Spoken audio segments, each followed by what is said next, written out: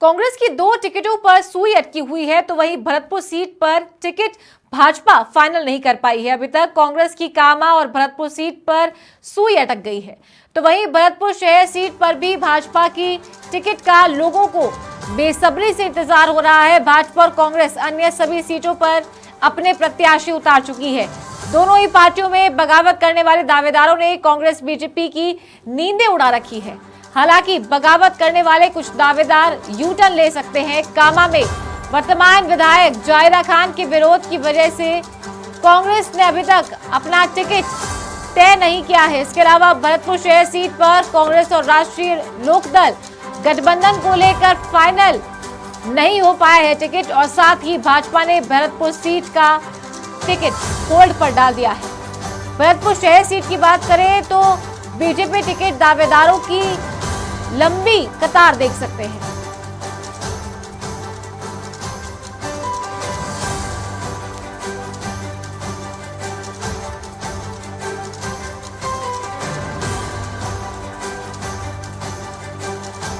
भरतपुर में 2 सीटों पर कांग्रेस की सुई अटकी हुई है। कामा और भरतपुर, इन दोनों सीटों पर कांग्रेस ने अपने प्रत्याशी नहीं उतारे हैं। कामा में जाहिदा खान के विरोध को लेकर स्थिति असमंजस की बनी हुई है, इसीलिए अभी तक वहां उम्मीदवार घोषित नहीं किया है कांग्रेस ने। लेकिन बीजेपी ने नोकशम चौधरी पर भरोसा जताया है।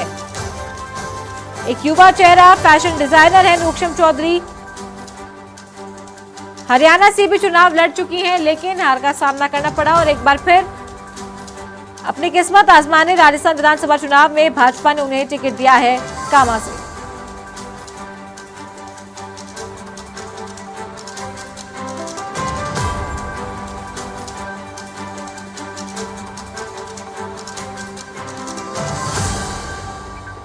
कांग्रेस की 2 टिकटों पर सुई अटक गई है, तो भरतपुर सीट पर अभी तक भाजपा अपना टिकट फाइनल नहीं कर पाई है। कांग्रेस की कामा और भरतपुर सीट पर सुई अटक गई है, तो वहीं भरतपुर शहर सीट पर भाजपा की टिकट का भी लोगों को बेसब्री से इंतजार है।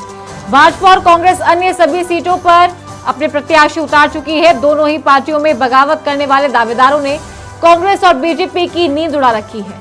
हालांकि बगावत करने वाले कुछ दावेदार यू टर्न भी ले सकते हैं। कामा में वर्तमान विधायक जाहिदा खान के विरोध की वजह से अभी तक कांग्रेस का टिकट तय नहीं हो पाया है। इसके अलावा भरतपुर शहर सीट पर कांग्रेस और राष्ट्रीय लोकदल गठबंधन को लेकर टिकट फाइनल नहीं हुआ है। इसके साथ ही भाजपा ने भरतपुर शहर सीट का टिकट होल्ड पर डाल दिया है।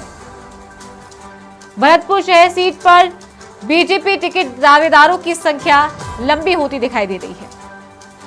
और इसी खबर पर ज्यादा जानकारी के लिए हमारे सहयोगी दीपक लवानिया लाइव हमारे साथ जुड़ गए, उनका रुख कर लेते हैं एक बार। दीपक, आज सेकंड लास्ट डे है, नामांकन दाखिल करने का 6वां दिन है आज, कल अवकाश रहेगी, सीधा सोमवार को आखिरी दिन नामांकन दाखिल करेंगे। और अभी तक जो सबसे हॉट सीट मानी जा रही है कामा, कांग्रेस ने अपना प्रत्याशी तय नहीं किया है। तो वहीं अगर बात करें भरतपुर सीट की, तो बीजेपी ने अपना प्रत्याशी नहीं तय किया है।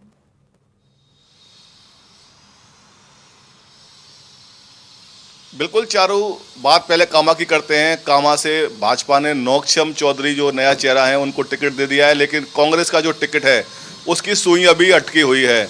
जाहिदा खान जो कि वर्तमान में विधायक हैं, सरकार में शिक्षा राज्य मंत्री रही हैं, उनका टिकट अभी फाइनल नहीं हुआ है। उनका विरोध भी हुआ है और इसी विरोध के चलते बताया जा रहा है कि टिकट उनका अटका हुआ है।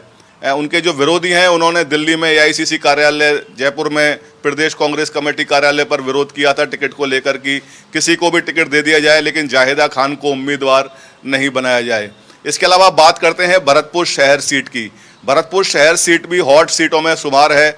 यहाँ जो भाजपा का टिकट है वो अटका हुआ है। 7 सीटें हैं भरतपुर में विधानसभा की, जिनमें से 6 पर भाजपा अपने प्रत्याशी घोषित कर चुकी है। भरतपुर ही सीट ऐसी बची है जिसका टिकट अभी फाइनल नहीं हुआ है।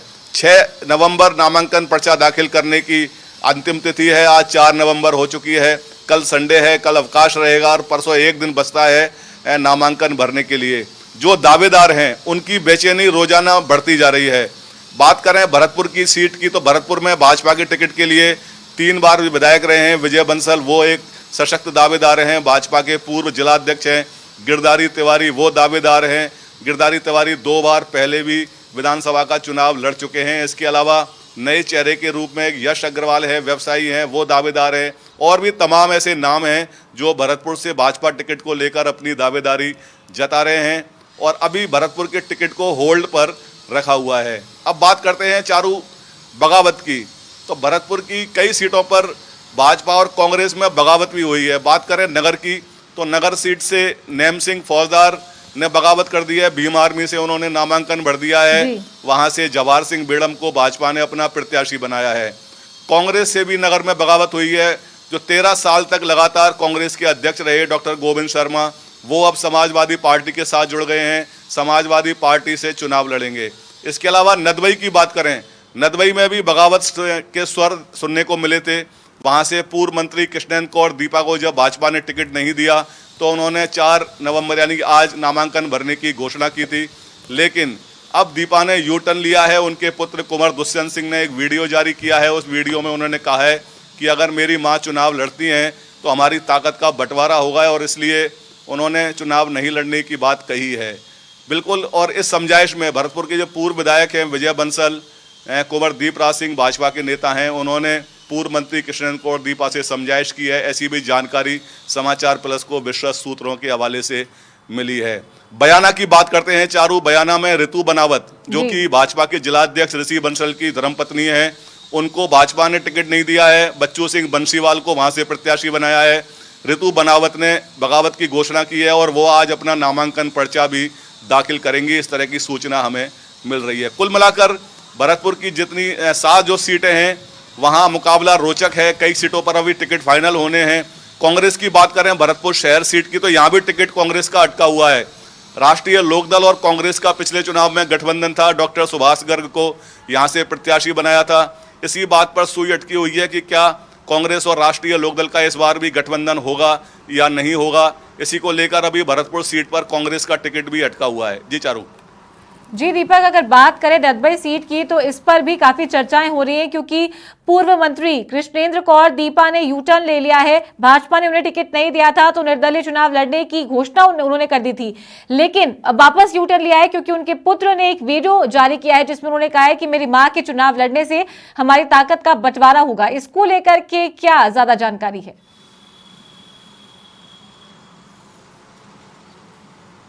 बिल्कुल, जैसे ही बीजेपी ने अपना टिकट फाइनल किया था नदवई से, उसके बाद से ही कृष्णेंद्र कौर दीपा फ्रंट बिल्कुल उन्होंने मोर्चा संभाल लिया था और उन्होंने सोशल मीडिया के जरिए एक सूचना ये दी थी कि वो 4 नवंबर को अपना नामांकन पर्चा दाखिल करेंगी।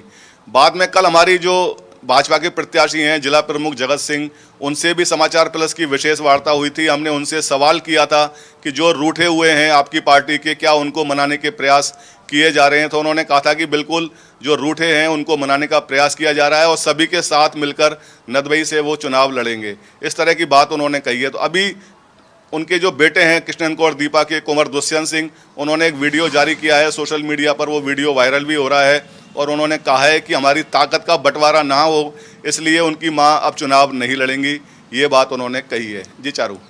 जी दीपक, अगर बात करें कांग्रेस और भाजपा की लिस्टों की तो क्या लगता है कि कांग्रेस कामा में किसको उतार सकती है और भरतपुर, क्योंकि ये दोनों हॉट सीट मानी जा रही हैं, जिनमें से सिर्फ एक सीट है जिस पर भाजपा ने अपना प्रत्याशी नहीं उतारा है, वो है भरतपुर।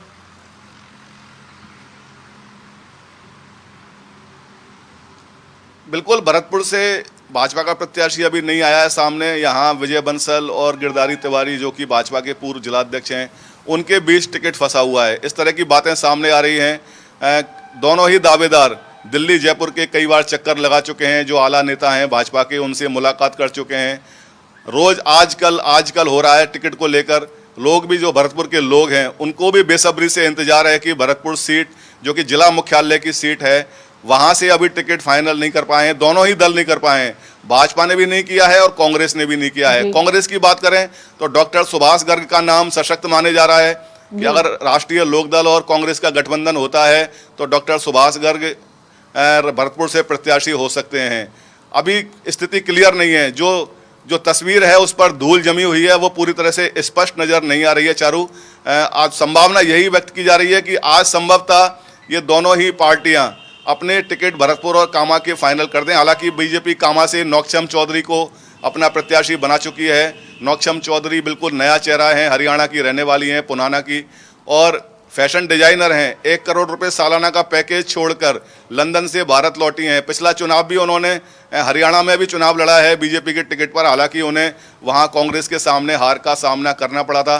कुल मिलाकर चारू बात करें भरतपुर की 7 और सीटों की, तो यहाँ मुकाबला रोचक होगा। कई सीटों पर मुकाबला त्रिकोणीय भी हो सकता है। और डी कुमेर की बात करें, जो सर्वाधिक हॉट सीट है, वहां मुकाबला कड़ा है। वहां पर्यटन मंत्री विश्वेंद्र सिंह कांग्रेस से प्रत्याशी हैं, और डॉक्टर शैलेश सिंह जो कि स्वर्गीय डॉक्टर दिगंबर सिंह जो भाजपा के वरिष्ठ नेता हैं, उनके पुत्र हैं। उनके बीच कांटे की टक्कर है। बसपा ने हरिओम शर्मा को वहां से टिकट दिया है। तो मुकाबला रोचक है सभी सीटों पर। अब ये दो सीटों पर टिकट और फाइनल हो जाए तो पूरी जो स्थिति है, पूरी पिक्चर है, वो साफ हो जाएगी। जी चलिए, तमाम जानकारी के लिए आपका बहुत शुक्रिया। तो ये थे हमारे सहयोगी दीपक लवानिया, भरतपुर से लाइव हमारे साथ जुड़े थे। विश्लेषण इन्होंने भरतपुर की सभी सीटों का दिया है। तो आपको बता दें कि भाजपा ने भरतपुर में प्रत्याशी की घोषणा नहीं की है। तो वहीं अगर बात कांग्रेस की करें तो कांग्रेस ने कामा और भरतपुर सीट पर अभी तक प्रत्याशी नहीं उतारा है। कामा में जायदा खान का विरोध लगातार बढ़ता जा रहा है, और इसी संदर्भ में अभी तक जो कांग्रेस है उसने अपने प्रत्याशी की घोषणा नहीं की है। लेकिन भाजपा ने एक नया चेहरा चुनावी मैदान में उतारा है। नोक्षम चौधरी को कामा से टिकट दिया है। तो अब रोचक मुकाबला यहां होने वाला है। लेकिन ये देखने वाली बात है कि कामा और भरतपुर में भाजपा और कांग्रेस अपने प्रत्याशी किसे उतारती है, तब कड़े मुकाबले की टक्कर यहां देखने को मिलेगी।